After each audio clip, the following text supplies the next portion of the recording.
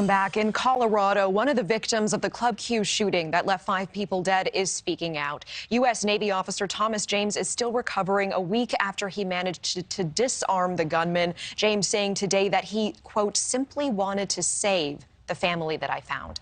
Thankfully, we are a family, and a family looks after one another.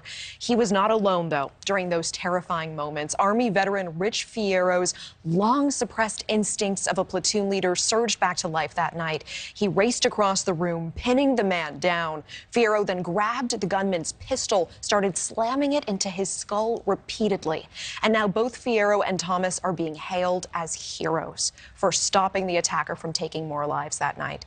Joining us now is Rich Fierro. And Rich, I cannot thank you enough for being here. Thank you for your time. No, thank you for having me. And Rich, you say that you went into combat mode, plain and simple, that night. Can you walk us through what happened? When did you realize that something was wrong? We were having a good time, and I had my back to the door, which is kind of a first for me. I heard the rifle, and as soon as I turned around and I saw the muzzle flash, I knew what it was, and I smelled the cordite, so I knew this was a big deal.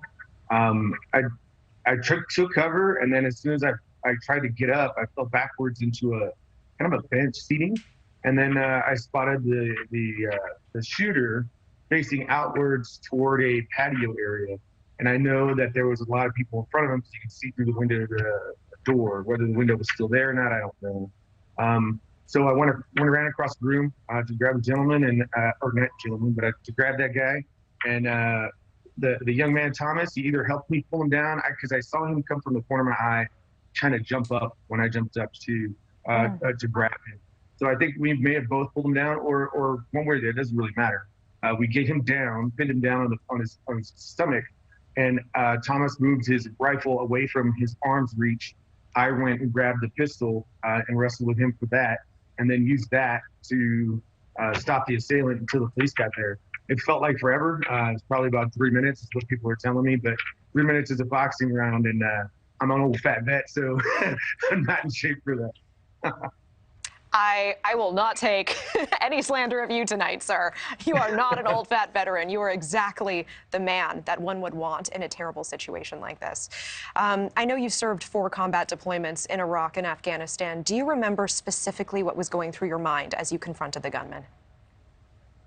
No, I was trying to protect my family, and at that point, the family was everybody in that room. Nobody wants to see anyone get hurt. Especially for me, it was my wife and daughter, my 2 best friends. This was my Colorado family, and one of the performers was one of my daughter's best friends. We lost my daughter's boyfriend, and Raymond was a good man, and I trusted him with her. And so there is some things that you don't think about, you just do. And I think many parents have the same reaction, regardless of whether it's this kind of threat. It can be a bee trying to sting their child. But parents go into action, and that's what we do. I hear you, and I'm so sorry to hear about those losses. And we are hearing from reports, not only did you act, you helped mobilize others. You told another person to grab the rifle. You told a drag queen nearby to stomp with high heels. Can you tell us about those moments as well? So I did find out that it was not a performer. It was just a trans woman, and that's fine. I just remembered glitter high heels.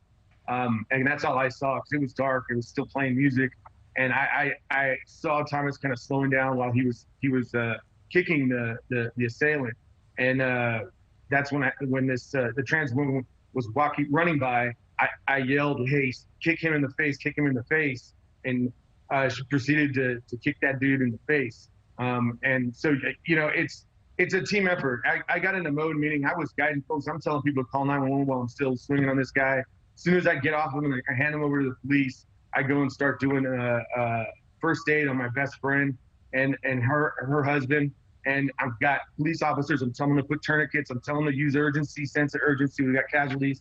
It's what I'm trained for. And it's not that I want to ever do that in the States, but I kind of left the Army to not have to do that stuff, and it just came back in handy. I mean, we are hearing, eyewitness accounts from this, that you were in the aftermath yelling casualties, casualties. You called for medics. You took a tourniquet from a police officer and put it on bleeding people. Thank you for watching. Go to newsnationnow.com to find News Nation on your television provider. And don't forget to click the red subscribe button below to get more of News Nation's fact-driven, unbiased coverage.